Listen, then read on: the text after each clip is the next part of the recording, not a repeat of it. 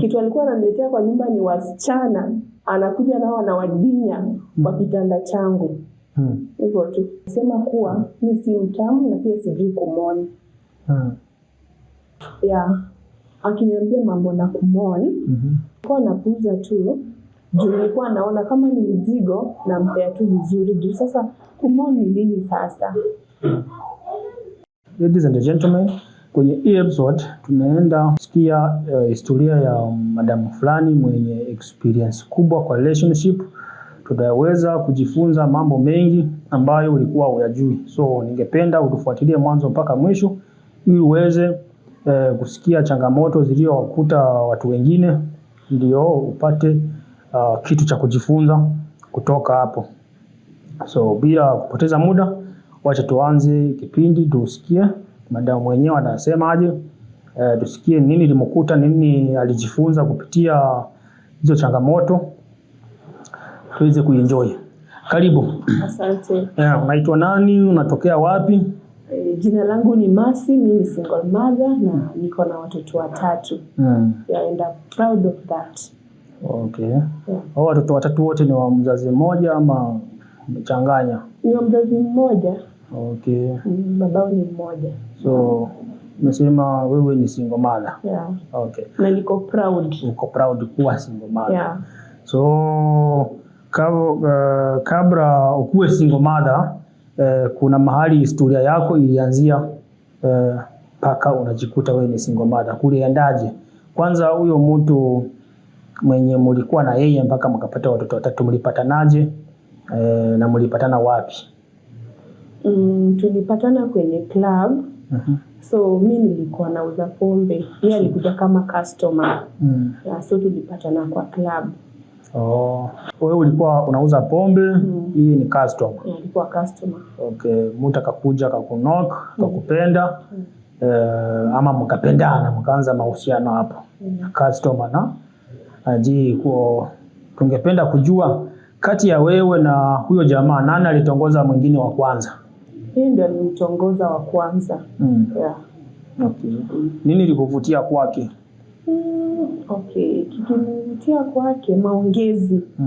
Alikuwa anaongea mtu mwenye ako machua. Sasa nikaona mtu kama huyu naweza ishi na yeye. Maongezi. Mtu amekutongoza, mkapendana fresh, mambo ikakuwa sawa. Ili kuchukua muda kiasi gani ndio wewe uweze kugundua kwamba huyo mtu ananifaa, ndio mwanze kuishi pamoja? Okay. Kuchukua muda mrefu, manake mimi pia nilikuwa nahitaji ndoa. Nilikuwa nahitaji ndoa juu kulingana venye nilikuwa naishi, si kufurahia sana hiyo kazi nilikuwa nafanya. So nilikuwa nataka at least nipate mtu mwenye nezanga na yeye ndoa, tuishi na yeye. Haikutake long. Nini nilikufanya ukampenda? Nini nilikufanya ukampenda hivyo kwa muda mfupi mpaka ikakufanya ukachukua hatua ya kuishi na yeye mapema? Aliniahidi atanifungulia biashara. Na mimi nilikuwa desperate, sikuwa na kazi nilikuwa nayo, sikufurahishwa na hiyo kazi. So nikaona it's better akinifungulia biashara itakuwa sawa. Na akaniambia before nifungulie biashara lazima nimzalie. Ndio akuwe sure. Ndio akuwe sure na mimi. Okay.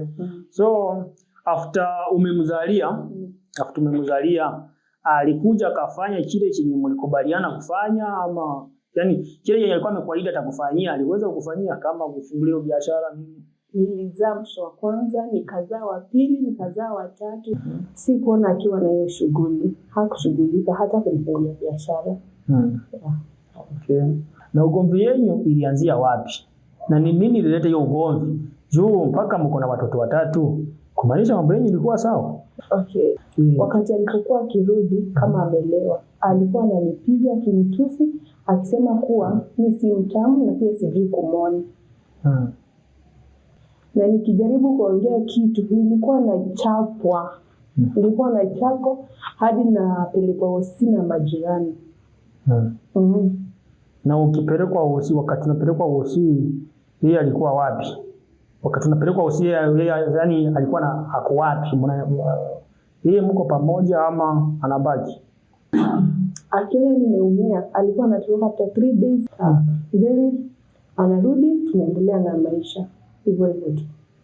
Wakati anarudi kama amelewa, pia wewe ni mtu umejaribu kufanya kwa baa, kushuhu unaonja kitu. So kuna wakati alikuwa anakuletea chochote, ujaribu kuchangamsha akili na wewe pia ama? Wapi?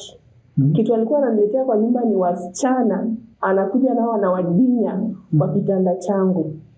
Hivyo tu. Usikia? Usikia tu?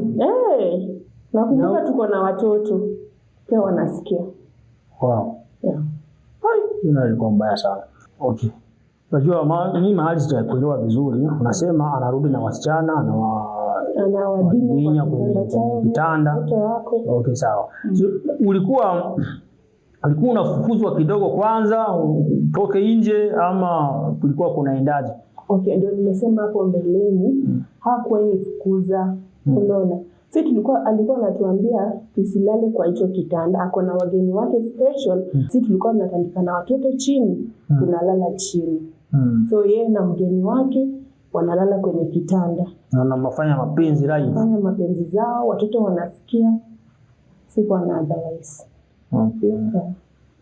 Wakati anafanya hayo yote kama mtu mzima, umewahi muita kando mkafanya kikao cha familia ukamuonyesha makosa anafanya uone kama anaweza badilika? Tumeitana mara mingi sana hadi involve wazazi pande zote. Nikimuuliza ni kwa nini anafanya hivyo, ananiambia anataka nisikie venye wanawake wenzangu wanajua kufanya mapenzi na kumoni vizuri wakiwa kwenye mechi.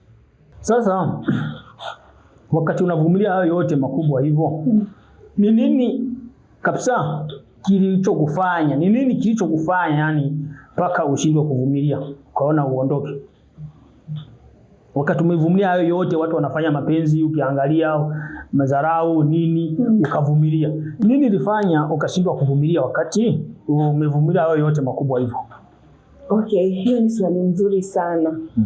Nakumbuka kuna Jumamosi moja siku mume wangu alikuja na rafiki yake. Wakitoka kazi wakipiga story. Wakatoka wakienda kuwatch ball.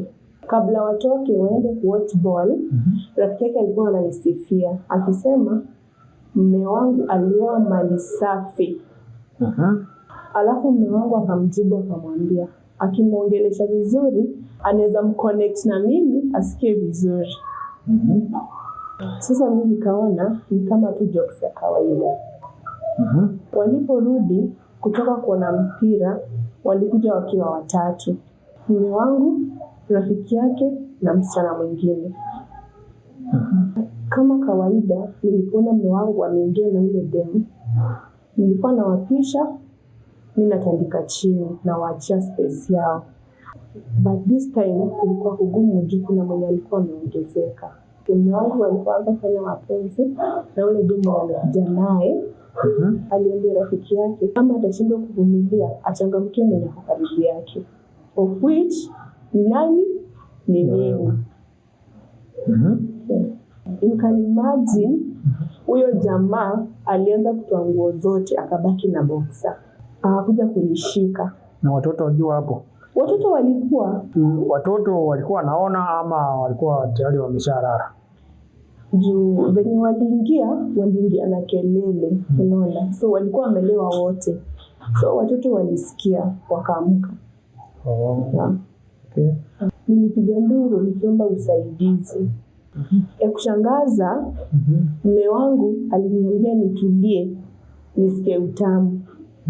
Nikani maji hata kama ni wewe. Na hapo anaongea kinishautia kwa sauti. Kwa hiyo alikuwa serious? Alikuwa serious. Yana kupetiana kwa rafiki yake. Wow. Hapo ndio niligundua siko na watu hapo. Hata wangeza niua. Ilibidi nitoke mbio na watoto wangu na sikuwa irudi tena, sikuwa iangalia nyuma. Paka wa leo. Kabla niulize swali ya mwisho, yenye ulitoka mliendelea na communication nao mtu mpaka leo mnaongea ama? Hatukuongea. Wewe ulienda nikiendanga juu nilipitia makubwa. Kabla mume wangu aanze kuchange, alikuwa mtu wa aina gani hapo nyuma? Ulikuwa unaona hizo dalili kwamba kitu kitakuja kutokelezea baadaye? Okay, mwanzo sikuwa iona ubaya wake. Juu alikuwa na take on responsibilities. Yeah. Shida ilikuwa ya kumwona tukifanya mapenzi.